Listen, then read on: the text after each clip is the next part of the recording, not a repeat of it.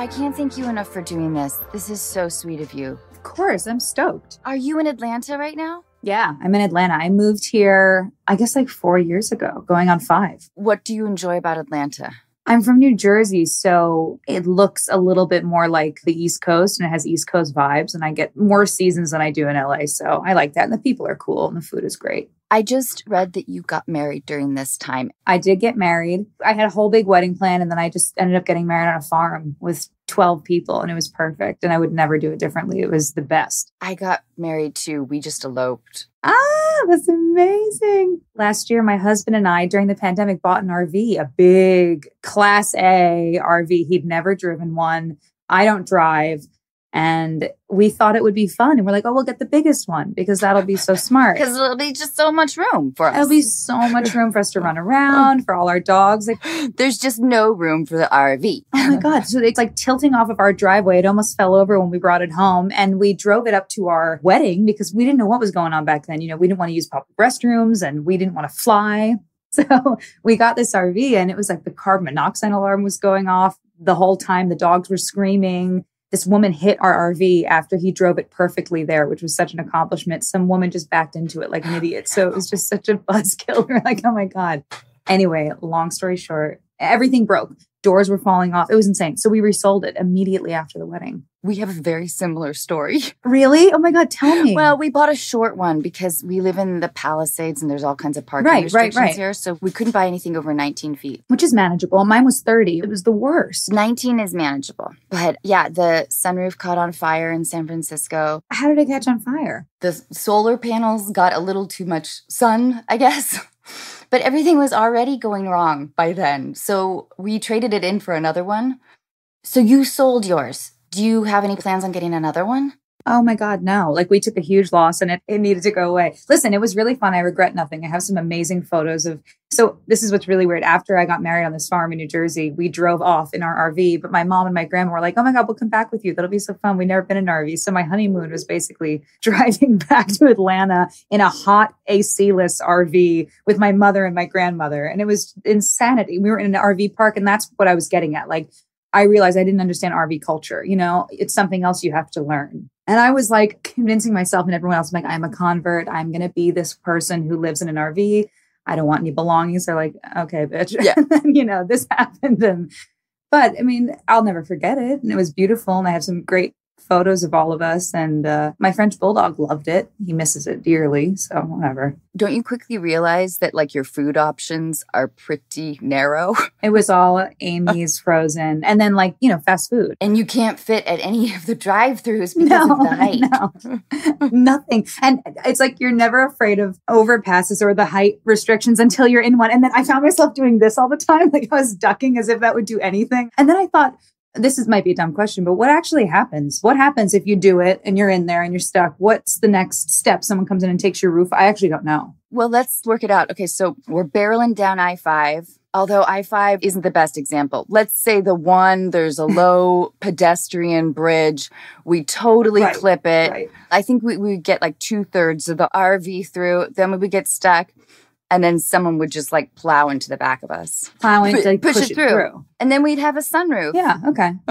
Which is so great. Because the AC's out. Yeah, I know, right? That's amazing. That is so funny. Will you tell us how you met your husband? And I know you had a small wedding, but I'm always interested in wedding drama, if there was any. Yeah. I met my husband years ago. I had a crush on him and I didn't have any plans of what to do with that crush. I just knew I had a crush on him.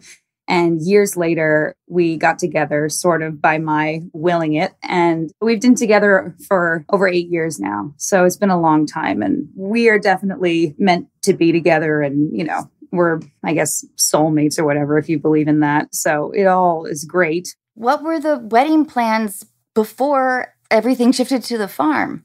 I married at St. Regis and it was a whole thing. And which I was already like, I was already kind of not into it. I was kind of getting bummed. I was like, I don't really want to have this big wedding. I don't feel like it. And I wanted to have 80 people. 80 is the impossible number. It's not a real number. It sounds amazing, but it doesn't happen. And then you're like, oh, my mom's like, but then this person will be upset. And then you have to invite this person. And I was like, this is getting really annoying. So it was turning out to be this big thing that was much bigger than what we needed it to be. Because I always fantasized about having a really simple rustic wedding. So we were planning it. And then the pandemic hit and then they wouldn't let us cancel. And I was like, you guys, you got to let us cancel. And never, I guess, in the history of the St. Regis here, had they let something cancel unless it was a hurricane or a tornado or something, because, you know, this is all unprecedented. Anyway, they finally let us cancel.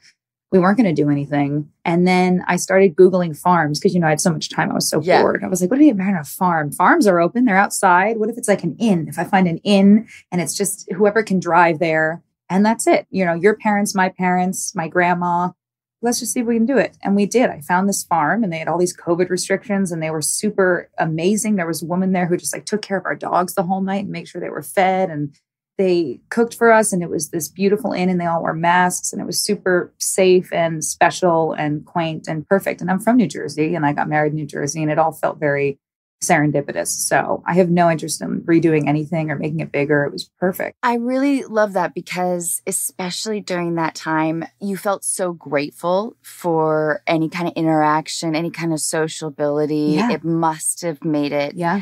I don't know, more emotionally resonant. Totally. And there was nothing superficial either because it was August in New Jersey. It was so hot. So there was no AC in these rooms. There's like a cute like quasi AC of whatever period the inn was built during. It was not effective. So I was hot and I was doing my own hair and makeup. I did my grandma's hair and makeup, my mom's hair and makeup. And by the time I got out there, right after we said our vows, I just was like au naturel. I was just like, my makeup was off and my hair was curly and frizzy. And I was like, you know, screw it, whatever. This is great. This is perfect. This is kind of who I am at my core. There's no drag. There's no nothing. It's just me and my family and my husband and my dogs, which is so cool that my dogs were there. And it was it. And our RV, unfortunately, that too. Oh my God. That is amazing. Okay, Liz, if you could live anywhere in the world, where would it be? I dug London. I've been there a couple of times. It's kind of cool. But honestly, I just always want to be on the East Coast. I think I would say New York, New Jersey, or Connecticut every time. I've spent so much of my life there, but I'm happiest there. So maybe there. But if I was just like exploring and roaming around, maybe Portland. I like Portland. Portland's cool. Or like, I've never been to Washington. I've never been to Seattle. I want to see what's up. Oh, you would love it. I love rain and I love like green and I love foliage. So I feel like that's totally my bag. When I first moved to Los Angeles, I couldn't believe how happy I was. At first, it was jarring. Right. Like, I really think it's because my body was absorbing some sunlight for the first time. Right. For sure. And how ugly, just aesthetically, coming from Seattle, which is a really beautiful city. And there is, of course, a ton of green. So much that, you know, of course you take it for granted. To come to sort of this poorly planned, dusty dreamland. Yeah, I know. Flying from LA to Portland, I'd only been there twice. It was like October or something. And LA was just yellow, whatever. And then Portland was just like neon green. I was like, this is kind of like, I think what it should be. I'm pretty sure this is the gag right here, but whatever. I mean, listen, LA has a lot going for it. Everyone really likes it. And I lived there for over 10 years. It's a beautiful place, but different. Liz, will you tell us what the best trip you've ever taken has been? When our show went to Paris to film in season 2, my parents had never been. So I flew my parents out with me and they got to see Paris. And oh my God. I know, it was the best. And I made all these amazing reservations and we saw everything and we walked around, and to see them experience it and like to see them experience it as a couple was so cool because I was working for a lot of it. And then to this day, they're just so thankful for that trip. And it was just a beautiful time that I got to spend with them. So probably that for sure. That's really nice. I think there have been a couple of times I've been able to like extravagantly treat my parents. Yeah. Yeah. It's always really rewarding. It just feels good. But then they get spoiled. Correct. Yes, they do. My dad told me the other day, he said, I'm never flying again unless it's first class. Cool. I love that. I totally feel you. That's amazing. Liz, do you have a favorite movie that you could watch over and over? I have comfort movies. I mean, we all do. They're really any Nancy Meyers movie, but if I'm really freaking out, I usually always put on It's Complicated. I really like it. You know what I mean? That movie, though, it's just sort of like, you can have it on. The stakes are high, but they're also low. That's a great way to describe it. And it has a beautiful lifestyle. Beautiful lifestyle. Always the homes, the clothes. The dialogue is light. I'm a big Nancy Meyers fan. And then the holiday, I don't usually watch holiday movies unless they're during the holidays. I'm really kind of serious about that. So I had an argument the other day about Just Friends because they were saying, like, is it a holiday movie or is it just a comedy? And I was like, to me, Christmas happens, so it's a holiday movie. But other people are like, no, it's a year-round comedy. And I'm like, I feel you, but there's so much Christmas. There's a lot of Christmas, and I think I would consider it a holiday movie. Then, I mean, if it's coming from you, I won. So I know, exactly. You win. I mean, Girl Interrupted used to be a comfort movie for me, so I'm all over the place. That's an interesting idea, that Girl Interrupted was a comfort movie for you. No, you know what it was for me? Just like every girl my age, I'm sure, whenever I was kind of getting like, oh, I don't know if I can do this anymore because I've been acting since I was like 12. I would watch when I was younger, like Angelina in that role, just like every young girl. And oh, I know. I'm seduced by her. She's magical. You're like, if she can do that, then I can do that. And you're like, no, you can't. But that's okay. Enjoy the movie. But any really good movie helps you get back into like remembering why you love this and why you're in it. And like for me, it's White Lotus right now. My favorite show in the world. I just started watching it last night. What episode are you on? Just the first one. I'm so excited about it. Oh my God. It's one of those projects that makes me envious. I want to be a part of it. You have no idea. I'm kind of I've been embarrassing myself on social media a little bit about it. I'm kind of like their PR person. Not the best way to get jobs. I love it. I just think it's one of those things, and you'll see like in episode 2, it just sort of like clicks and you're like, oh my God. Oh, good. Oh, good. Once in a decade. It's really... Oh, I'm so excited. I really needed a new something. You're going to love it. Liz, do you collect anything? I realized the other day I'm kind of a really organized hoarder. I save every like movie stub, every plane ticket, every card I get. If I'm ever gifted anything, any note I get from anybody, I save all that. So that's a weird collecty thing, sort of. But mugs, I collect mugs. I like to buy them in different cities and I like them to be handmade. Like if there's ever like an artisan-y kind of local market, I will always buy a mug. I just bought one in Jamaica and it's really pretty. Have you ever done Mark Maron's podcast? No, dying to. Huge fan of his. He gives you like a cool handmade mug. I mean, like if only for the mug, I would do it. If only for the mug. I'm kidding.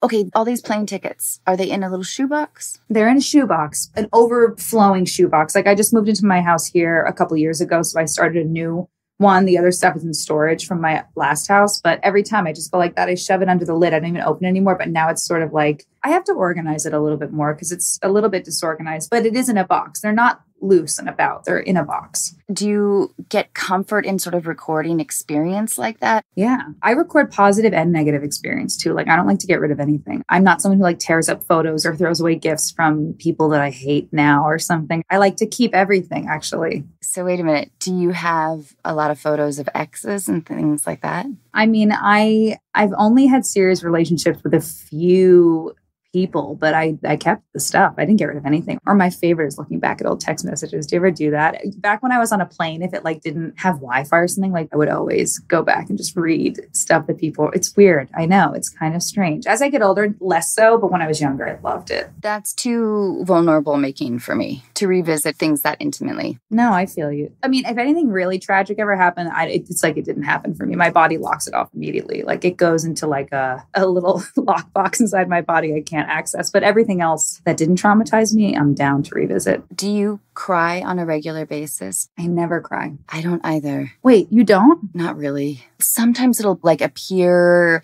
a little bit randomly with something sentimental on television or something. Yeah. I feel you there. Totally. That's maybe should not be the thing. Right. It's delayed, right? Or if something really tragic happens and then you feel bad because you don't cry. Like for me, I've been doing something totally random weeks later, and then it randomly will pop up and that will be the moment. Do you think there's any correlation between being a stage actor? There's a certain control of emotion that you have to kind of master, maybe? I don't know. Maybe. No, maybe. I mean, I've had so much frustration in my career, especially I'm on the show I'm on now. Dynasty is like a soap. So there's a lot of crying and a lot of big emotions. I've never had a problem with screaming, anger, frustration. It's just like to just cry, to just weep. I have a real big problem with that acting wise. And I'll get there, but it takes me a long time. So maybe like psychologically in my life, because I feel like I need to prep for it. I just can't. But maybe. I still have we have 2 teenagers in the house. Michael, my husband, has 2 teenagers. That's my husband's name. I know. And I was going to ask you this. Does he go by Michael or Mike? Okay, so all his friends call him Mike, and I call him Michael. My Michael's totally a Michael. And recently, if we fight, I'll call him Mike. I'll be like, all right, call him Mike. Yeah. Oh, that's really fun. Like, I only started doing it last week. I kind of love it. We're not even really fighting. I'll just be like, if he's annoying, I'll just be like, okay, Mike. He don't like it. That's awesome. But no, he's like a Michael through and through to me. You know what I mean? Yep. I completely get you. Okay. Do you have a favorite book or author? Over the pandemic, I found... I'm obsessed with Joni Mitchell. I always have been, but I read this incredible book of interviews with her spanning across decades. A friend of hers wrote it. And so it's also her friend. So they start and they don't really know each other, the interviews, and then it goes on and now they're old friends. And it's just, her stories are so incredible. It was really well written and I just had the best time reading it. It's a book that I just really enjoyed because I love her music so much. So to find out the moment she was in, the reason she wrote it, you know, and then looking at my life now that I'm kind of the age she was, because I've loved her music forever. But now that I'm in my 20s, I relate to her music in a different way. And that was really great for me to read that. Not knowing too much about music, what do you think it is about her life, her ethereal qualities? Yeah, I mean, she had so many experiences, and to be a woman at that time, having those experiences, but not just that, being able to write about them, being open to sharing them, and then sharing them in the candid, poetic way that she did.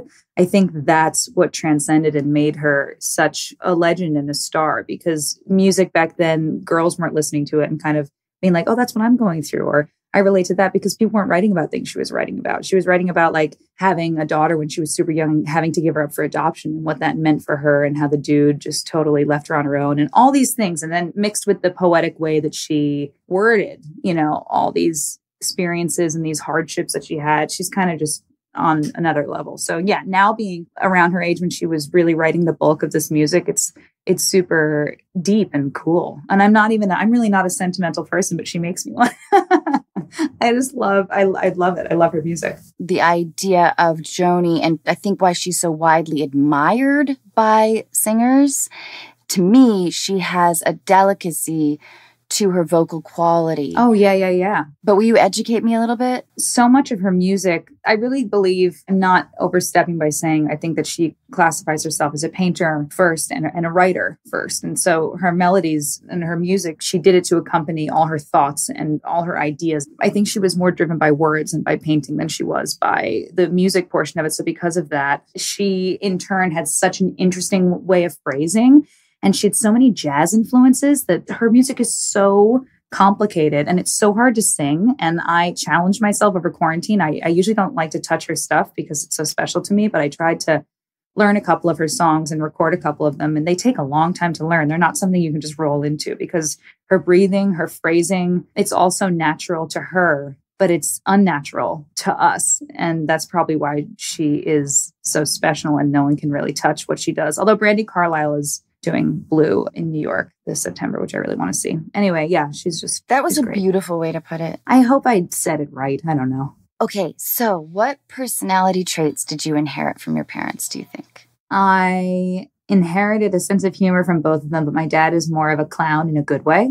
He is an entertainer, a born entertainer, and a singer, and no one can tell a story or kind of command a room like he can. And I think I learned that from him. We're both very weird too. And again, in a good way. We're just wacky. We think of really funny out there things and we can laugh at anything. I think that's something that both my parents have. And I'm thankful for that because without a sense of humor, I don't even know where I would be or where any of us would be. And my mom and I, a lot of people say we're opposites. We're really close. She's actually been living with me this year here because during COVID, I couldn't have my driver back because in the beginning, we couldn't be around like other people. Everything was super like pod heavy. And so I was like, Mom, can you quit your job and just come here and just kind of help me out this year and drive me? Because I know I should drive myself. It's a whole conversation. I've had a lot of past trauma with driving and I have to get over it. Well, first of all, driving in Atlanta is not easy. No, I know it's not. The only places I've driven are New Jersey, like Atlanta and LA. They're all really bad driving cities. You have to memorize your lines. I know. That's the problem. I use that time. You know what I mean? Yeah. I mean, admittedly, I'm somebody who like looks at my lines right before we roll. So that's my bad. But I think it was in Zach's podcast. I think you said you were giving an example of searching for a line. Yeah. It was really funny. You were like, you were seeking power and you're like, what am I seeking power of? Oh yeah, the company. Right. Whatever. I'm like at this point, I'm like Ron Burgundy, where whatever you write, I'll say it. I'm not going to look into it. Listen, I'm not going to ask about it. We're tired. No, I'm tired. The fight's over. Like for 16 years, and I'm not going to ask. I'm not going to follow up. I'm not going to say like, "Oh, my character's a mermaid now." Do you want to like? Does that change anything? No, it's fine. I'll say it. There you go. You're like a 73-year-old. Oh my God! I said the other day, I'm like, I could play this role in my sleep, and I have, because I have fallen asleep before just because of being tired, not because it's not super fun, just because I'm tired. And I've still like, someone was like, "No, you did it. We have it. You want to watch it back?" And I was like, "No, that's sick. I was not there for it mentally, but that's amazing. I'm so happy that it was recorded." Anyway, so my mom and I are actually very similar. We're both very hyper. We just like to do things. We like to do things all day. We like to have a full day of tasks and organization and cooking and a schedule and just we like to plan a full day. She loves to work out and she's super healthy and beautiful and hyper and selfless. And in that way, we're different. I don't like to work out. I don't really like to go outside, especially in the sun. And anyway, my fashion sense definitely came from her. My ability to make everything nice. Like she just can take a room that I'll feel like I'm done with. And I'll be like, "Do you like how I decorated this room?" And she'll be like, and she'll tweak like 4 little things and then it will be perfect. And I'll be like, "God damn it." But she's right. Like she has an eye. I think I got a lot of that from her. So my parents are awesome. I don't know. I got a lot from both of them. When you were growing up and having fame at 14, was there a moment when your parents felt like you were being poisoned by it at all? More like LA. I think moving to LA, and my mom had to move with me, and she and my dad were totally still together. We were a very close family unit. But, after I did Broadway, I booked this Nickelodeon show when I was 15, so I couldn't live alone. So she went with me, and I remember we were all sitting at like the Lowe's Santa Monica outside, and they had never been to LA, and I had to sign a 6-year contract. Oh my God. I kind of started crying. It was actually really sad. And my family was just like, what are you 6 years? Like, what are you going to live here for 6 years? Like, with mom? Like, what is this? This is not how we are. We're like a New Jersey family and we're close knit and we don't do this. And we signed it and it ended up being like 3 or 4. But yeah, she would fly back every 3 weeks and I would stay with different friends. And it was she and I in LA. And I didn't really go out. I didn't party. It was just me and her. And she's the furthest thing from a stage mom. I'm a stage mom of myself. So she was just sort of like, "Okay, listen, if it makes you happy, like I'll be here. I'll cook for you. I'll drive you. I'll make sure that you're healthy and happy. And beyond that, I'm keeping my hands out of this. This is your industry." But everyone always loved her. Like I would go to set and they'd be like, "Is your mom coming?" And I'll say, "No, not today." They'll go, "Oh, so it's just you?" I'm like, "Yeah, it's just me." To this day, they're like, "Liz, I love your mom." That's really nice. They love her and I adore her. I'm very lucky. And so important at such like a time in life when with sort of in the wrong hands, fame can be, I don't know, very warping. Oh God, yeah. I mean, you were a teenager and all of it. And that was the early 2000s, man. I was Heidi in the musical debut of Heidi at the Issaquah Village Theater. And like my acting was like localized in Seattle and it was also incredibly nerdy. Like I didn't have a boyfriend for a long time.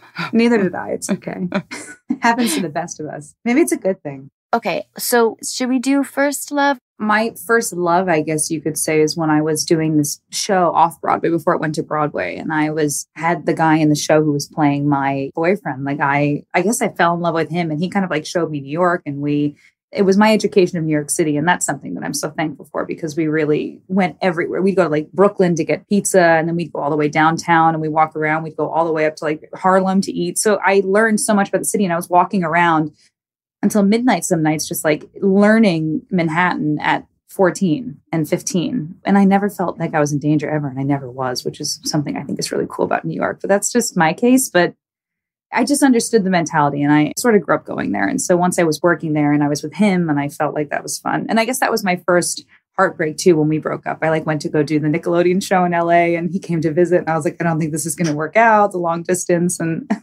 so you broke up with him. I did. So were you in pain then? Yeah, I was sad, but it was short. It was a lot of pain for a very short amount of time. He was in more pain for longer, which is how I knew I made the right choice for myself. Because years later, when I was dating my now husband, I broke up with him after a year. And I was in such inconsolable pain from breaking up with him that I knew I had made a huge mistake. And we got back together. Do you mind my asking what like the impetus for that first breakup was? I think there's something that happens at a year and a half for all couples. I know they say like 7 year or whatever, but I swear to God, a year and a half is this weird thing where it's sort of like what's the deal? Is this forever? Is this for right now? Like, we were living together as well. So we love a lot of the same things. We have a lot of the same interests, but we're very different and we deal with things very differently.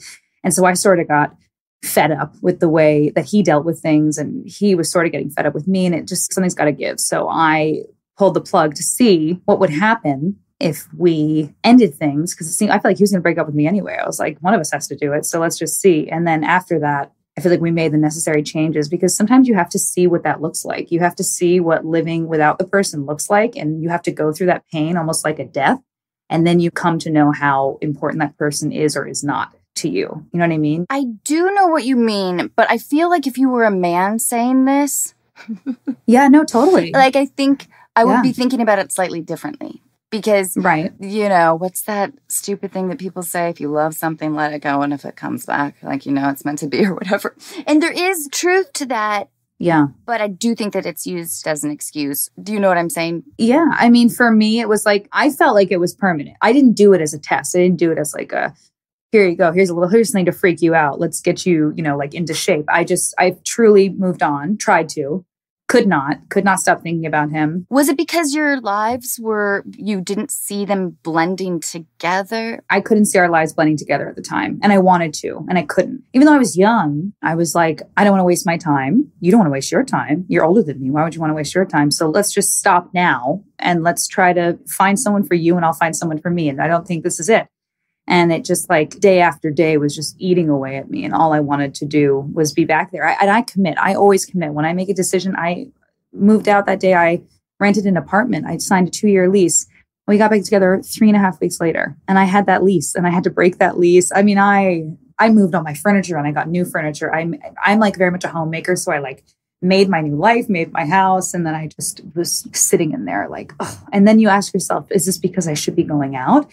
And I should be meeting people, and it was like a cozy sweater that you don't want to get rid of because it's so cozy? Or is the sweater like essential for my life because that's my soulmate? And it turned out to be that. And I took the time to think about it, but no, I mean, look, we're married now. How did you woo him back? I didn't really need to. He was trying to get me back. Oh, that's really sweet. He was really mad in the beginning. And then it became like everything I wanted, that he would always say, no way, no. Because I'd be like, you never want to go see theater with me? And he's like, I don't want to see theater. I'm so sorry. I don't want to do that at all. And I was like, you never want to travel? I want to travel. So then he like texted me a couple weeks in, like, I just bought tickets to Hawaii. Do you want to go to Hawaii? And I was like, oh my God, like, no, but I get your point, and that's cute. You're like, I don't like warm weather. I don't like being outside. I'm like, you weren't listening. I'm like, that sounds like more of a you thing. I definitely don't like the beach, But then, yeah, he's like, I got tickets to Book of Mormon at the Pantages. It's like, oh my God. So I was like, all right, if he's going to like meet me in the middle. And then I met him in the middle. You know, I had some growing up to do as well. I wanted to see like, hey, what does me living in an apartment in my 20s by myself look like? And the answer was, I wasn't into it. I didn't want to date. I didn't want to do anything. I just wanted to be with him. And so it was good. It worked itself out. Do you have advice for a healthy relationship? Learn how to fight. That really is my best advice. Learn how to fight with your significant other. And I'm not saying you should fight. I'm just saying learn how to fight, because there's no two people fight the same exact way. And sometimes you'll get into a fight. And if you can learn to know the other person and learn to be mature enough to avoid certain topics and to kind of do it in a healthy way. I know this is a really weird thing to say. It's just like fighting is inevitable and it's going to happen. Also, if I talk to any older couples been together 30, 40, 50 years, they're like, sounds like you guys don't know how to fight yet, like years ago, you know? And I'll be like, what does it mean, know how to fight? And they're like, it's important to, when you have arguments or tiffs, to have kind of like a weird set in plan of how they're going to go about. So it doesn't just fly off the rails and you don't just hit below the belt and it doesn't get really ugly. There are ways to kind of be passionate and emphatic, but still not kill each other, you know, emotionally. You can do it in a productive way. Are you good at apologizing? No, I'm not good at apologizing. I will if I'm in the wrong, but I can really convince myself I'm not in the wrong. But if I'm really in the wrong, if I just kind of went on a tear, then yeah, I will apologize. But I don't throw out apologies just so things will be over. And I do. That's kind of being the bigger person, honestly. And if it doesn't bother you and you don't feel disrespected in any way and you don't feel like you're lying to yourself by apologizing for someone else's wrongdoing too much, then Totally. Throw in the towel. Who cares? You know what I mean? It's only a difficult pill to swallow when you don't feel like it's appreciated or reciprocated, or the other person, who I believe is in the wrong, like doesn't extend themselves in any way, absorbs your apology as though they've earned it. Right. And then that's when it's like... No, owning it is important. And I think I do that. That's something I definitely do, for better or for worse. I will own my actions. And also, I would say don't build a case. Like if something's bothering you, even if it's against your personality type, if you can try to address it in the moment or give a heads up, like, hey, I'm feeling this way, or hey, I don't like when you say that, rather than building a case, because there's nothing worse than like a week later, they'll be like, well, you did this and this and this and this last week, and these 4 things are why I'm mad at you today. And I'll be like, what? That's insane. That is great advice. Don't build a case. Don't build a case. I hate that, because then you feel attacked, you know? Then it's like, I thought that was a nice day we had. You were thinking about that thing? I had no idea. Yeah. So just little things. But I mean, you know, they're hard. Relationships are hard. This episode of Unqualified is supported in part by ThreadUp. Ever wish you were a superhero? Wonder what it would feel like to save the world? Did you know that thrifting just one item instead of buying new saves on average 77 gallons of water and 17 pounds of carbon emissions? Ergo, shopping at ThreadUp makes you a superhero. ThreadUp is one of the world's largest online consignment and thrift stores, carrying over 35,000 big-name and luxury brands with low prices you won't find anywhere else. Zara from $6, Madewell and J.Crew as low as $9. I got a great pair of Levi's Daisy Dukes for $11, and they still had the tags on them. Just customize your search by size, style, and budget to find the best deals instantly. Shop handbags, shoes, accessories, activewear, sweaters, designer dresses, anything and everything from all your favorites. And with new arrivals every minute, there's always something new to discover. They also have a super easy return policy to make thrifting worry-free. So get the styles you love at a fraction of the price. You'll look and feel good with ThreadUp. And for Unqualified listeners, here's an exclusive offer just for you. Get an extra 30% off your first order at threadup.com/Anna. That's THREDUP.com/ANNA for 30% off your first order. threadup.com/Anna for an extra 30% off today. Terms apply. This episode of Unqualified is brought to you in part by Zelle. Zelle is the fast, easy, and safe way to send money to family, friends, and almost anyone with a bank account in the U.S. You can use Zelle to pay for all kinds of things, like your cello teacher who pretends to believe that you've been practicing and is so convincing that you almost believe that you did practice. Or the plumber who simultaneously fixes your toilet and solves the case of the missing dinosaur. Of course, it makes a lot of sense when your surfing instructor says she prefers to be paid through Zelle, too. You can also use Zelle to send money as a gift, like when you're unable to attend the wedding of your college roommate because you've unfortunately made plans to be away that year. And that same roommate can send you money right from her banking app when she realizes she forgot your birthday. Zelle is in over 1,000 banking apps, and when money is sent between enrolled Zelle users, it goes straight into the recipient's bank account in minutes. Zelle, look for it in your banking app today. What talent or ability would you most like to have? I wish I was a really good dancer. I'm not. Like, I'm embarrassed when I dance. I feel embarrassed. And I wish I could just be like a free moving. I've always been good at like the more rigid ones, like tap and ballet, like anything that's like maybe like the River robot. Dance. For real though, because when I tap it and use my arms, so everyone's like, why don't you just Irish tap dance? Because it's what you're doing anyway. And you're Irish, so just go for it. Guitar. I wish I could play guitar. My hands are so much better for piano, and I picked up piano so quickly, and guitar, I just can't mentally do it. And I wish I could, because everything I love is really on guitar. Okay, if acting or performing or anything in the entertainment realm were to become outlawed, how do you think you'd be able to make money? That's such a good question, because I would probably make something.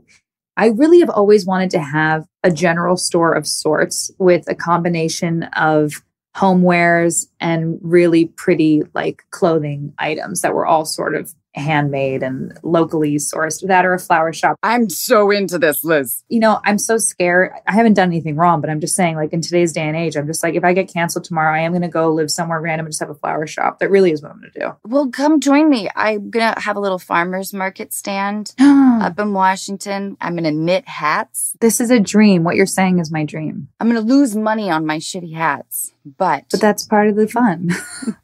At least your head will be warm. You'll have a hat. That's so fun. Like when I was watching Schitt's Creek and I saw like, you know, he'd like drive to go get the cheese. I was like, I want to go drive to get the cheese to bring to my little store. That's all I want. And then I always had visions of like my whole family running it. Like there was one Christmas, someone in my family they just ran a Christmas tree farm and my whole family ran it like out in the country of Long Island, like way, way out. And it was so perfect and like picturesque. And I'm just chasing that same high. Do you think you would describe yourself as kind of both an introvert and an extrovert? Totally. I'm very comfortable being by myself and I'm very private in my private life, but I'm totally fine being on stage and commanding a room, just less so as myself. Do you have a fear that other people might view as irrational? Oh my God, yeah. I didn't take elevators for like 10 years. What? I was afraid of elevators. I'm afraid of anything I can't control. So like flying. How did you live in New York? Oh, I would walk 30 flights up to an audition. I was really young. I got trapped in an elevator with a cast of a show and someone yelled at me like, don't breathe, you're going to take up all the air. And for that, as a child in my head, it just totally screwed with me. So yeah, I had an elevator thing that I had to get rid of because I had to get rid of it. But I was able to manage it for a little while and not take elevators. How did you get over it? Do you mind my asking? I sort of just got over it. I went to therapy for weather. I used to be afraid of inclement weather, thunderstorms and wind. So weird, right? Well, can you tell me a little more about that? Yeah, I used to stay home from school if there were threatening, if I was allowed. If there were threatening clouds in the sky or something, I would just be so terrified of it storming. And then once it was storming, I wasn't really afraid. It was the anticipation of what would happen. And then I went to therapy and they're like, do you think that it's going to kill you, the storm? And I was like, no. And they're like, oh, then what's, and then I was like, okay, you're right. Yeah. I guess if it's not that, then there's really, I mean, as I get older, I have a house and I'm like, well, the tree fall on the house, which is more of a headache than you know what I mean? Well, living in Atlanta, there are a ton of storms. There's so many, I know. Which has been good exposure therapy for me. I mean, I've grown up now and I'm over it pretty much, but yeah, I still don't love it. And flying is just still a drag. I do it and I have to, and it's just not my favorite thing. It's hard for me to surrender control to a pilot or an elevator or a captain of a ship. It's hard for me. Do you ever have any fear performing? I have none now with my show. You understand. It's like you do the same thing for long enough. You don't have fear of that thing. Like I'll just do it. But live performing, singing, anything on a stage, anything where I have to remember, no prompter, which was never an issue for me when I was on Broadway. And now I've been so spoiled that now it's an issue for me mentally. I'm like, oh my God, why do I need a prompter to sing this song? But that's what'll go for me. That's my nerves. The words will go. And it usually doesn't happen, but that's what I tell myself. And I'll just like try to psych myself for how excited I am. I'll change it in my head from like, this is so scary. I'm so freaked out. What if this happens to like, even if it's not true, I'll be like, I'm so excited. Oh, I can't wait to nail this song. Here we go. This is gonna be so good. Like I just try to switch the narrative. That works though. Because it's the same feeling. So you're not like lying to your body. You're just kind of switching what your brain, how it's registering the feeling, I guess. So that's kind of the only thing I do. And usually just the adrenaline can make it better most of the time. And then when you're in it, it usually requires so much focus and concentration that everything else, yeah, totally. There's just no room for anything. Exactly. Yeah. When or where are you happiest or most content? Probably when I'm with my family on the East Coast or when my family's down here. I'm happiest when I'm with my family, probably when I'm not working at all so I can really unwind. I can never unwind entirely if I am working because I'm a workaholic and I cannot compartmentalize like that. I will always be thinking about work in the back of my head. So if it's a true break, and I get to relax and just have no pressure or responsibility on me. And I get to be with my family, maybe in a season I love, maybe fall, maybe not summer, and somewhere on the East Coast that makes me very happy. I am appreciative of your East Coast love, but I also wonder, like when you talk about the East Coast, is it in juxtaposition to the West Coast? Like, what does that mean to you? The East Coast is just super different from the West Coast. I've actually had so much more of a love story with LA since I stopped living there. when I visit there, I love it. I love it so much more. I find myself going to the beach more. I want to stay in Santa Monica. I want to stay by the water, which is something, so many of us LA people, we never actually go near the ocean. It's the biggest joke. But when I visit there, I love going and looking at the ocean, all the things. I had a super special time there for 10 years. And it was also like the bulk of my time with my husband was there. And so it was really magical in that way, like kind of, being in love in LA. And I was also unemployed for the whole beginning of it. And so we would just ride bikes and like go to the beach, and it was really special. And so I have no beef with the West Coast, but for me, the East Coast just symbolizes family, relaxation, no pressure. I've also barely worked on the East Coast. I think that's a big part of it. Yeah, that makes sense. That it means something a little like calmer space to you, or like safe space. Yeah. Mm-hmm. Okay, wait. When you had planned this big wedding, did you have bridesmaids? Did you have like invitations sent out? Oh yeah, I had really cool invitations. Oh, so the invitations were sent out. Oh yeah, but no bridesmaids. This is fascinating. No, I didn't want to do bridesmaids. And a lot of my friends... I love you. Yeah, a lot of my friends who are getting married now are also not doing bridesmaids. It's kind of interesting. It's kind of a headache you can avoid. If you just don't do it, you can't hurt anybody's feelings. And sometimes you have more than one very best friend, and it's like you want to choose both of them for different reasons. And so for that reason, you should just not do it, And also I'm not somebody who likes to travel with an entourage. I don't like kind of feeling like there's people behind me or people doting on me. I didn't want to give that pressure to my friends. So I just didn't do it. And I also wanted to be left alone. Doing my own makeup was really great for me. It was therapeutic. I just thought about the day and I was like, oh, getting married. I love that so much. Yes, I think bridesmaids, it's just a rough idea, ranking your friends, essentially. It's tough. Yeah, exactly. It can work beautifully and can be a great support system. But for me, I was just like, I have so many great friends and I don't need it. I don't need them to do anything, I think that's amazing. And I love that you were like, I'm smart enough and mature enough to eliminate this potential drama. Exactly. I was like, how can this be avoided? What's your favorite holiday and your least favorite holiday? I love Christmas. I really love Halloween too. I love Halloween. I'm always a man for Halloween. The last 5 years I've been a man. It's been really fun for me. What kind of man? I was Blake Shelton last year because I had no costume, but I had a whole kit in my house with like facial hair and bald caps. And I know how to do a little bit of FX makeup. So I kind of my friend looks like Gwen Stefani a little. And I was like, should we just do Gwen and Blake Shelton? She's like, yeah. And I was like, sick. So I just did that.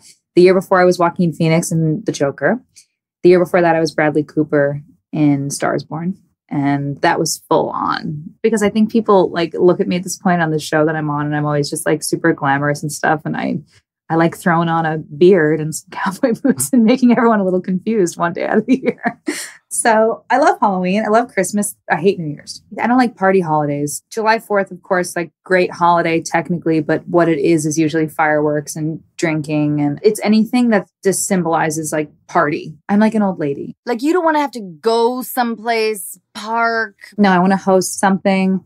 And I want it to be way more Martha Stewart than Rager. That's kind of my favorite thing. I've hosted New Year's like cocktail parties, but they're very adult and they're usually not what people want. They usually want to like get drunk and hang out. And I usually want everyone to just kind of sit around. My vision of the world is like a 1960s cocktail party. And it's not, no one wants it. Joning. Yeah.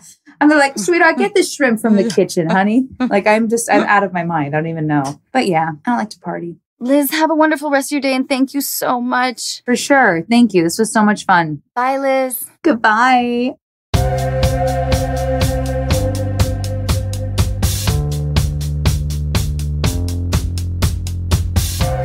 Hey everyone, April Beyer is back, now officially as my much needed co-host.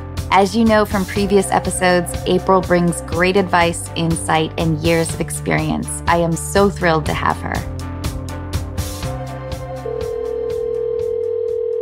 Hey, how are you? I'm doing well. How are you guys? Awesome. You have just an amazingly beautiful smile. Oh, thank you. Jessie, will you tell us what's going on? I loved your letter, and I'm really honored that you wrote to us. Will you tell our listeners what's happening? Yeah. So I was a javelin thrower in high school and college, and I went to college down in North Carolina. And I did pretty well, but I gave it up once I graduated and everything. And I stayed in North Carolina for a few years, just working down there. I'm from Pennsylvania. Eventually, it just got to the point my whole family's in Pennsylvania, and I just missed them so much. And so I wanted to come home and be with them. So I moved back home to Pennsylvania and I started coaching high school track and field here. And I started throwing with my athletes earlier this year. And when I was 7, I was like, I can still do this. And so I started throwing far enough to qualify for the Olympic trials this year, which was super awesome. That is so incredible, Jessie. It was really exciting, especially because I haven't thrown in so long. So I started training, and a couple weeks in, unfortunately, I tore my elbow, like the UCL there. See my nice scar. So I had to get elbow surgery, but we're on the mend. And so hopefully next year I'll be good to go. And then the Olympics will be in 2024 again. And so I'm like, I want to go for it, which I think for most people would be a no-brainer. But I don't think I can do that well in Pennsylvania for a couple reasons. But it just like tears my heart up to think if I would have to leave my family again, because I'm lucky enough, I still have all 4 grandparents. I have a little brother who's about to go through high school.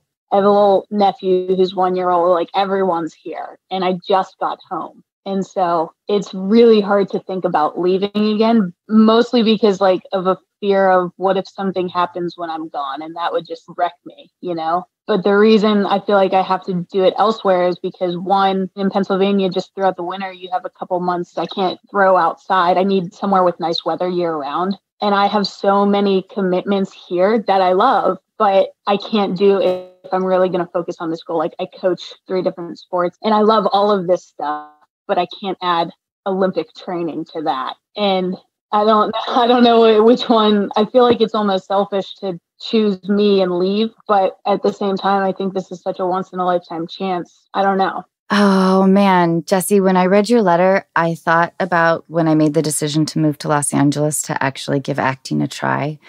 I had a job lined up at this ad agency in London. Sounds like I was really qualified right out of college. I was not. And I was going to live with my friend there who was already in school in London. I knew I was going to marry a British man and then get divorced. Like I had my whole life planned. And then I got cast in the worst horror movie you could possibly imagine. I was a local hire, a movie called Lover's Lane. But working on that film as a local hire, like changing in the porta potties into my cheerleading costume, my character never took off her cheerleading costume. But that was the impetus of, I was around these other actors that were younger than I was, and they were good, but they didn't seem extraordinary. It kind of weirdly suddenly felt within reach. Like, I felt like they were more attractive and they had better connections. But I did feel like, I think I'm kind of good. Anyway, I graduated college. I moved to Los Angeles. I was incredibly fortunate to book Scary Movie. But for the first couple of years, when I moved to Los Angeles, I was mad that my parents made me go to college because nobody in Los Angeles cared. And I already felt too old. Whatever that says about our society or me, whatever, I don't want to examine it now. But I was thinking about like how these big decisions are made. And of course, now I'm so glad I went to college. I'm so glad that things worked out the way they did, because it's interesting when I ask people on the podcast what their biggest regret is, nobody has one really. Mm-hmm. It's like everybody is at the same place that all of us are at, which is like, if the decisions that we had made were different, then we wouldn't be in this present moment. But you have like this big decision. April, how does she make it? Well, first of all, you are amazing. And I love that you have so much choice, so many beautiful things that you love to do, so many people that you love. I mean, this is a really good problem to have. You have that success gene. That's the good and the bad news, is that you have a lot of opportunity around you. So we get it. We get why this is such a struggle. And you're so young still. So just to give you a little bit of insight, coming from somebody older and who's really attached to her family, that feeling of what if something happens when I'm gone never goes away. Mm-hmm. It's there if you move to another city. It's there if you just didn't happen to be there at that last hour for the grandparent or the parent. And so what they want for us is for us to be happy and to lead our lives. So you never want to make a decision out of fear or scarcity. You want to make it out of like, what is your instinct telling you, you know? Like if everybody was going to be fine and you could come back and visit and maybe in 4 years you move home again, well, like whatever that is, would you still choose to go and pursue this Olympic dream? Right. And that's what I thought of before. It's like there are no guarantees in life, but if I had a guarantee that everyone's going to be fine and it's just 2 years away, then I could do it because I spent 8 years in North Carolina and I loved it. I didn't want to leave. It's just the reason I made the decision because no part of me wanted to leave North Carolina except for just being around my family. And I was nervous that if I left, that I would regret it. But no matter what decision I make, if I choose my family, there will always be like what ifs, but I will never regret time with family, like choosing time with family. So that's kind of what I always go back to is like, well, it'll be okay because this is what I get out of it. I think that's what makes me a little hesitant. And the thing is like where I would go specifically already knowing, because I'm like half planning, half not planning, is most likely to California because I have a lot of connections there, just like through college. And so it's not just away, it's like other side of the country. And when you're training like that, is it just 100% all in? So you can't get on a flight and go home every 10 weeks? Like, what is the schedule like if you decided to do this? How often could you fly home? Well, I hate flying, so I probably wouldn't that often, but it would be an all-in thing for me because I've never taken the time in my life to do something all-in. Like I'm always coaching. I love doing that stuff. I love doing things around town. I'm just such an active person. So it's a weird thought for me. I don't even know how I'd go about going all in on this. But that being said, I mean, I would want to fly back for Christmas and maybe one other time, so maybe 2 times a year. But again, a lot of my money would go to because it costs to train and go to meets. And like a lot of my travel or any time off I would take from any job I would have just to support myself would go towards that dream. Can anybody come to you? Possibly could. I don't see that. This is like we grew up in this town. No one really leaves this town. I'm the one who left and I eventually came back. But the thing is, my grandparents, who I'm talking about, who are so awesome, I went to school in North Carolina. I had meets in North Carolina and California and even El Salvador. And my grandparents never missed a single meet. I know if this happens, like they would come. It's just that I'm struggling with the thought of leaving this place that I love that's like just so near and dear to my heart. And like I said, I love high school coaching. I love doing this festival for my town. It's just like, I don't know why it feels like a selfish choice. No, it's like a generous. Well, okay. Have you been watching the Olympics religiously like this time around?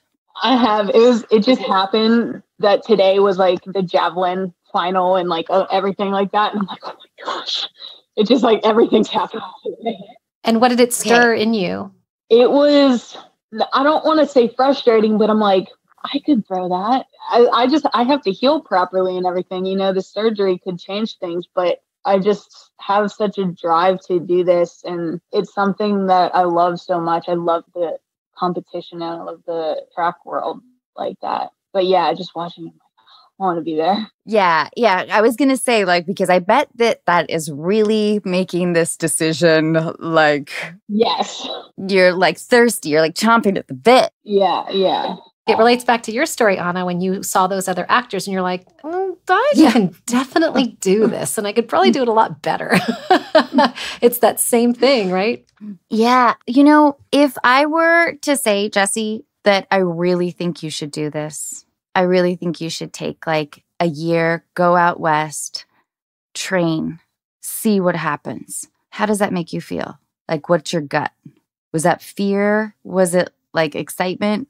It was definitely more excitement just because when I seek out like challenges and I'm like, it's something so new and so adventurous. And that's honestly the one thing about being home that has been nice and I don't know, not irritating, but it's just home is so comfortable and I'm not always okay with that. But at the same time, like it's obviously scary to leave that. When I made the decision to move to Los Angeles, I said I was going to live there for a year. If I was happy at the end of the year, I will reassess. I was going to work as a waitress and like try to just kind of scrape by and audition and kind of roll the dice. And then after the year was over, when I was still waiting tables, I would then go back to like marketing. But it may help like psychologically if you want to think about what terms, it feels like it would be tragic if I told you to stay with your family, because I do feel like you want to give this a whirl. It could be the Olympics talking. It could be. I love the Olympics too. And Jesse, I will go. I'll be there. It's in Paris. I'll meet you there. Yes. It's interesting that you've used the word selfish a couple of times. And so when you're going to make decisions like this, you have to make sure you're coming like really clean on a few things. There is nothing selfish about pursuing a dream.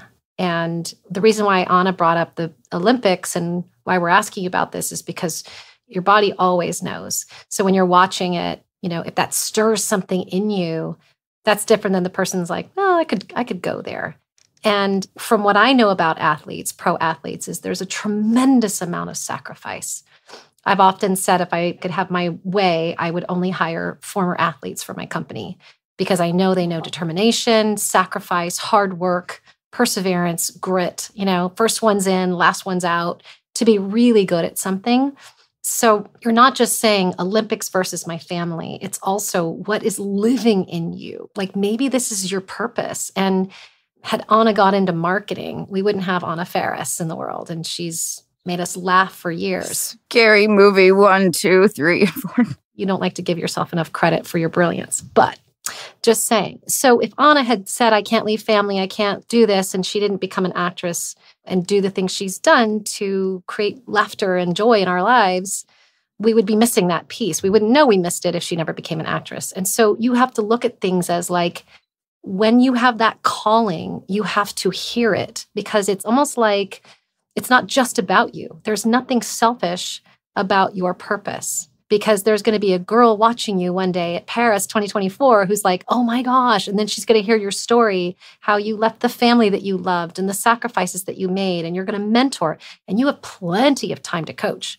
You could be coaching into your 70s. So right now you have a window to do something that requires your energy and your youth, not being married, not having a bunch of kids under your arm. Like if you're ever going to make a sacrifice, do it now while your grandparents are still young, your parents are young, your nephews are young. They'll come see you. And you know, my husband's from a small town and he and his brothers all left that small town in the Midwest. And with them going to California and New York, the whole family dynamic has shifted because now the parents travel. They see things they've never seen. They go to Europe, which they never would have if everybody had just stayed. So in effect, you are bringing the family new experiences by doing this and opening up your world. You're opening up their world and you're giving them an opportunity to see you in this, which is way more gratifying than just spending every single day with you. Right. That's a very good point. I don't even have not that I'm trying to think of rebuttals, but it's just things I've never thought of. I think it's always the little things that I think about, especially that I wasn't able to do for so long in North Carolina. Like when my little brother texts me, what are you doing? I think he wants to hang out. And then he's like, can you come help me with homework? Something like that. It just means so much to me. Or just grabbing, this is the first birthday that I've spent with my family and we all went out to eat. And it was something so little as that is just gave me joy that I hadn't had in a while. I mean, like I said, I love North Carolina, but all these little things that I had been missing for 8 years, the thought of that was scary to leave. I bet you're scared of being homesick. Yeah. Scared of getting to California and feeling that ache. You know, lately, a lot of our listeners, a lot of my friends were in this place of either reflecting on the past intensely or futurizing to an extreme degree. It's like we're trying to solve puzzles and we're anticipating so much to protect ourselves, I guess. And it's a tough way. I mean, it's interesting how there's a little bit of a correlation between your fear of flying and sort of the fear of being homesick, this anticipatory fear. And I think going to the Olympics would be an awesome way to conquer it. You're right. Yeah, because I'll tell you something about boys. Your little brother is going to grow up, and by the time he's 16, he's going to be like, bye. Yeah, he's already getting like that. So he'll go and achieve his dreams and leave the small town. And you might be reflecting back and going, I shoulda, coulda, woulda. The nice thing about family is forever. And in this virtual world that we're all in now, Zoom allows us to all be together. People can get on planes. They can come see you. Imagine your grandparents heading to Paris 2024. Imagine your family all making a trip. You've now given them a memory that's going to last a lifetime. And time is a very interesting thing. We think that time in our relationships is only valued in the length of time we spend. And I say we are not guaranteed anything in this lifetime. We're not guaranteed a significant amount of time here or with ourselves or with our family members or our friends or our lovers. Nothing is a guarantee. So if you have an hour with someone and it's meaningful and powerful, that's as good, if not better, than a lifetime of just the mundane. So don't think of time as I've got to harness time and I've got to absorb it as much as possible in order for it to be effective and real. The time you've been home has been amazing. So if you're going to plan to head out this next year to train, you make the time you have really count. And when you come home at Christmas, you make that time really count. And it's beautiful that one of your values is family. That's always with you. It's such a rare thing to qualify even to get in, that I can't imagine you would turn that down. You know, there's nobody that is, not to get morbid, but there's nobody that's sick or dying in the family. It's not like it's grandma's last days. Mm-hmm. They're going to be here. And you have to go into your faith right now. You have to really dive into, what is my purpose? I have faith that they will come see me. I have faith that this will all be okay. If I just do what is in my heart, and what is in my body and my mind to do, I know that everything will work out just fine. Because you're going to have to sacrifice to do this. There's going to be long days of training. You're going to have to go to rehab for your elbow. Like, there's so much you have to do. And I can't tell you what to do. I can just tell you that everything and everyone will be here when you come back. Yeah, I like that. And like what you're talking about faith, because I do have very strong faith and belief that like whatever I choose here or California, that like I'll be used in whatever way I'm meant to in one of those places. Sometimes I wish I had the clear answer, which is why I called you. But I do have that faith that like I will be used how I'm supposed to be used, and belief in that. Yeah, that's faith. And Anna said it too, which is so many people are trying to solve all of the problems in advance. Like, what if this happens in a year and this happens in a year? It's like, right. Can we just deal with just right now? Like, you don't have to solve every single problem right now. Right? Just one thing at a time. Maybe you commit to the training. Who knows what will happen? Maybe the elbow doesn't repair. We don't know. But you commit to training. You commit to your rehab, and you throw your hat over the fence and you go and trust that you will be where you are exactly meant to be. Yeah. Jessie, have you asked your grandparents about it? I have not talked to them yet, but recently I had a conversation with my grandma, because always when I would call them from North Carolina, I would be like, oh, when you moving home? When you moving home? And I was very shocked the other day, because I went to visit North Carolina recently and I came back. My grandma asked me how it was, and I told her it's great. I miss it a lot. And she's like, she told me, she said, if this isn't where you're supposed to be, that's okay. And I was like taken aback by it a little bit, because for so long they just wanted me to come home. And I know they want me to stay home, but I know that they want what's best for me and what I want to do. Because like I said, I'm kind of like the black sheep of the town who leaves, because that's like not done around here really. And so it's just very odd thing to think of. You also said that home is comfortable, and sometimes that actually works against you, and you actually don't always enjoy that comfortable feeling. I would talk to your grandparents. I love it that they went to every meet. That's amazing. So you know that they'll be excited because they love watching you compete and they're proud of you. So they'll be tentative probably. But why don't you say, I'm thinking about training out west. I want to give myself 10 months to a year. If I'm really happy and I'm loving it and I really want to like pursue this, I'm going to stick with it and see what happens. If I'm not, I'm going to come back and continue coaching. I know that there's going to be days when I'll be really homesick, and I know there's going to be really hard days. Yeah. Because it sounds like they'll probably be like, we believe in you. This is a good idea. And then kind of take it like, you know, don't put too much pressure on yourself in terms of, oh, I must train here until 2024. It's too looming for you right now. I would look at it as like that increment of time if you can. Yeah, that makes sense. Yeah, because if you do qualify and everything heals and you get stronger, then who are you to say no to that? Like, you tell us, Jessie, like what is the percentage of people who go for this and actually make it into the Olympics? Like, who would you be to turn that away when there are other people that wish they would have that opportunity and they can't because they didn't qualify? Right. I knew this photographer in Seattle who was just like a headshot photographer for broke actors like myself. And I told her before I moved to Los Angeles that I was thinking about moving down there. And she said, oh, God, yeah, I lived in Los Angeles for 20 years. I loved it. I had a blast. I did some acting, like I did, whatever. I got like worked odd jobs. I liked how, though, it was such a relief how she framed it. It wasn't like she went to Los Angeles and she moved back to Seattle and viewed that experience as a failure because she didn't get, the jobs that she wanted, or I don't know. But it was like, it was so nice to hear an adult say that. Like, that was fun. Yeah. And yeah, at the very least, it could be a great life experience for you that you tried out. Right. And if you don't want to move away, I don't want you to feel guilty. I just don't want you to live your life with that kind of burden. But I do think you should go to California and train. I do. Like, seriously, throw the idea to your grandparents if you trust them the most to be kind of the most even-handed with the whole idea. Yeah. What do you think? Is this good? Does this make you feel lighter? It does.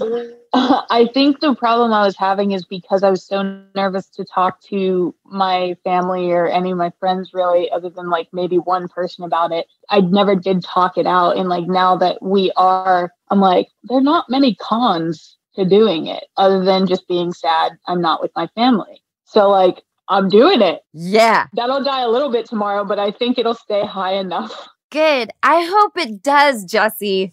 I feel like as long as I keep healing as I do, I kind of feel like this time next year I'll live in a different place. Yeah. It is really amazing to see your eyes light up when you talk about javelin. Like, your whole face smiles. I have a fun game we can play right now. Are you ready, Jessie? Yeah. Tell us, not the physical stuff. Tell us about the attributes, the personality traits we would need to have if we wanted to do what you do, if we could be good at what you do. Specifically javelin? Specifically javelin. If you were teaching Anna and I, not how to throw it, but like if you said, here's your mindset, here's the person you need to be really good at this, what would those 3 or 4 attributes be? One is the general athlete mindset that you were talking about, like the dedication, being early, putting in the work.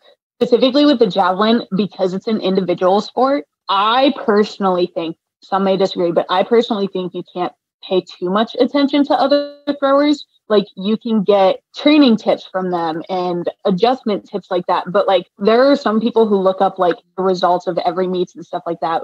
But in my opinion, like what they throw, that doesn't affect me because I'm throwing on my own. Whereas like more of the team sports like basketball or football, you scout the other teams because you're going one-on-one against them. But in javelin, I mean, what this person next to me throws doesn't affect me at all in how I'm going to compete. And then 3, not only can you not worry about others, you can't worry about, I don't like when people use the excuse of the weather, because whatever weather is falling on me is also falling on this person who I'm competing against at the moment. So like, if you're all at the same meet and it's raining and like you don't do well, I hate when people are like, well, I didn't do well, it was raining. Well, it was raining for the other person too. So it's like, I think you have to have a very strong mindset of facing certain adversities and also like just strong mind when you go into the competition and believing you deserve to win, you deserve to do well, because knowing that you've trained for this. Okay. So you just basically told us everything we need to know for your decision. Okay. This is what I heard. It's an individual sport. You can't pay any attention to everybody else. We're all in the same weather. You have to have a strong mindset. You deserve it. You deserve to do well because you've worked hard. Everything you're telling me is reminding us that you need to be your own person. You are your own individual. It's in who you are as a woman. It's in who you are as an athlete. You're not going into a team sport. So you're trying to make a decision that is very individualistic by saying, how can I do that with my big family? You have to have the strong mindset here to do this because it isn't about everybody else. And if it's raining on you and you're sad, it's raining on them too. But then you're all in the same weather. So sorry, but I'm going to use your words against you. That was slightly mind blowing. I'm not going to lie. Yes, it really was. That was really cool. I hope I can use that one day in life on someone else, because that was really cool. I liked that. I mean, I don't see why I shouldn't do it right now. Yeah. Yeah.